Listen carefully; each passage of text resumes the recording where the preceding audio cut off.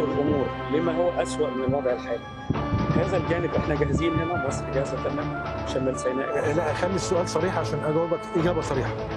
هل ستقوم عمليه عسكريه ما بين مصر واسرائيل؟ اقترب من هذا السوء.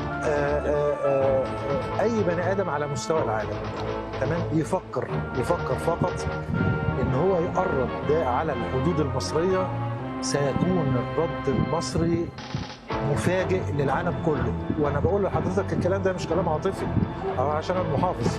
انا 41 سنه خدمه قوات مسلحه، انا كنت قائد الجيش الثاني الميداني، انا كنت رئيس هيئه الاستخبارات العسكريه المصريه 3 سنين ونص.